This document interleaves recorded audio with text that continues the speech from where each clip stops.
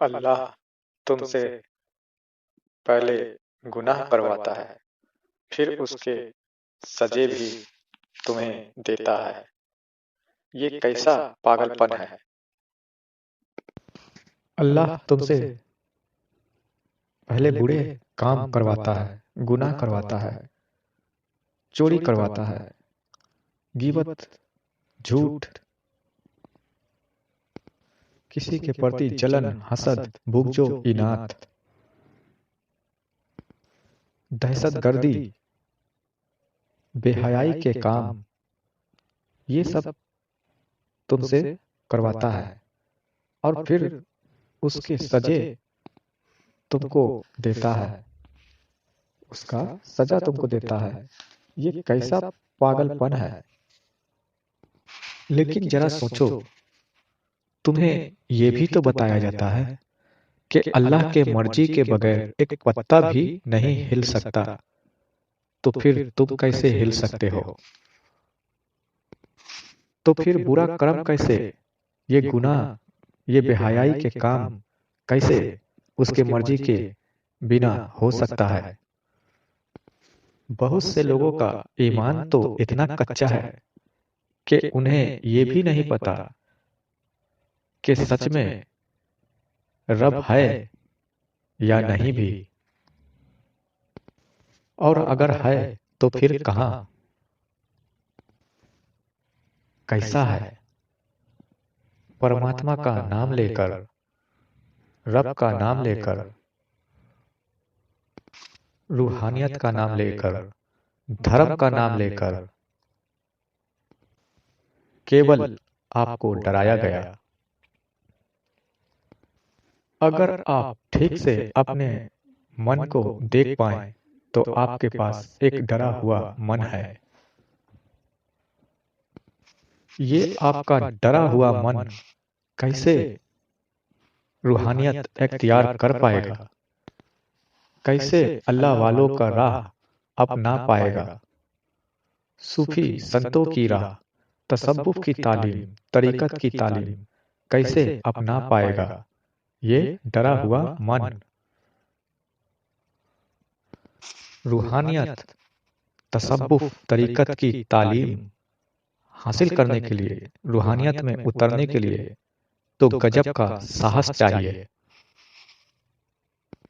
जो जीवन को भी दांव पर लगाने को तैयार हो, ऐसा साहस चाहिए।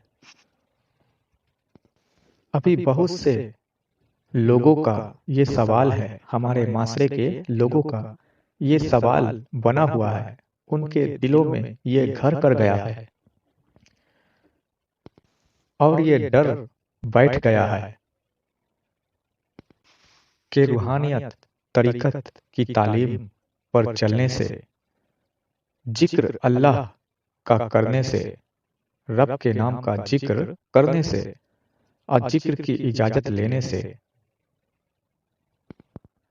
लोग पागल हो जाते हैं। ये बहुत ही गरम तासीर का अमल है। इन सब बातों में हमें नहीं पड़ना, हमें तो बस दुनिया, दुनियादारी, बीवी बच्चे और कारोबार संभालना है और वक्त के हिसाब से 5 वक्त के नमाज अदा करने हैं, रब की बंदगी करनी है, रमजान के रोजे रखने हैं। बस यही हमारा मेन कर्म है, मेन धर्म है और यही मेरी रब की बंदगी है और कुछ नहीं।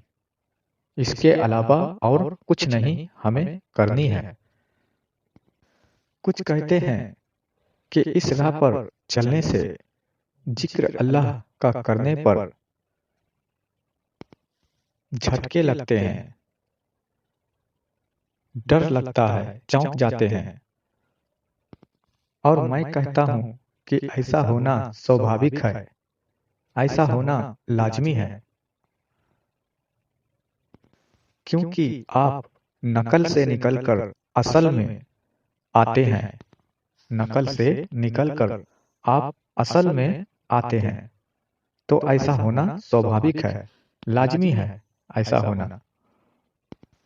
एग्जाम्पल के तौर पर मैं आपको समझाने की कोशिश करता हूँ, जरा ध्यानपूर्वक समझने की कोशिश करिएगा। जिस तरह आप मान के चलो कि आप सदियों से भूखे हों, सदियों से आपका शरीर भूखा है, कमजोर पड़ गया है, खाने के बगैर आप तरस गए हैं, पीने के लिए तरस गए हैं। और अगर उस हालत में आपके आगे कुछ अच्छे अच्छे व्यंजन, पकवान रख दी जाए, पीने को पानी रख दी जाए, तो उस वक्त आप कुछ ऐसा रिएक्ट करेंगे जैसे आप मानो एक जानवर हो, खाने पे टूट पड़ेंगे, पीने पे टूट पड़ेंगे। आप उस वक्त नॉर्मल अवस्था में, नॉर्मल हालत में नहीं रह पाएंगे, खुद को कंट्रोल नहीं कर पाएंगे।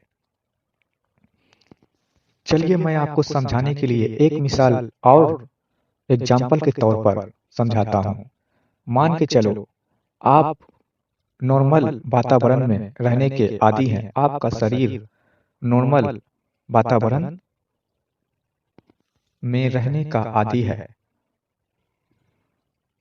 उसे ना ज्यादा सर्द और ना ज्यादा गर्म, बिल्कुल नॉर्मल वातावरण का आदी बनाए हुए हैं आप अपने शरीर को, ना ज्यादा सर्द ना ज्यादा गर्म पसंद है। और अचानक से कड़ाके की ठंड पड़ने लगे तो आपका जिस्म उस समय कांपने लगेगा, आपके शरीर की टेम्परेचर गिरने लगेगी, क्योंकि आपके शरीर उस वातावरण को झेलने लायक नहीं था, उसके अनुकूल नहीं थी। इस वजह से वो कांप उठेगी। कुछ इसी तरह के हाल उस वक्त होते हैं जब आप नकल की जिंदगी से असल की ओर कन्वर्ट होते हैं, तब्दील होते हैं। क्योंकि ये आपके जो जीवन है और इस जीवन में जो आपके साथ रब की बंदगी है, ये सब नकल है।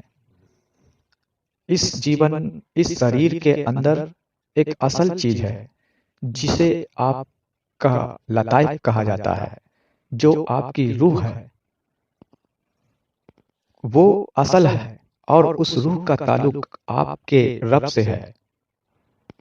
और आपको ये नासूती जीवन, नकल जीवन मिला ही इसलिए है, और ये बंदगी में लगाया गया ही आपको इसलिए है ताकि आप रब की असल जो बंदगी है, असल जो जीवन है, उसे समझ पाएं, उस असल जीवन को, उसकी खुराक को हासिल कर पाएं। यानी कि असल जीवन जो है वो आपके रूह का जीवन है, आपके आत्म का जीवन है, लताइफों का जीवन है। उसकी खुराक को समझ पाएं, उसकी खुराक, उसकी गिजा मुहैया कर पाएं। और ये संभव नहीं कि आप इस जीवन को हिसाब से चलते हुए आप उस जीवन का, उस रूह की गिजा का, उसके खुराक का इंतजाम कर पाएं। ऐसा संभव ही नहीं। आपको इस दुनिया में रहते हुए असल जिंदगी, असल जीवन की तरफ कन्वर्ट खुद को करना है। यही आपका इस दुनिया में आने का मकसद है।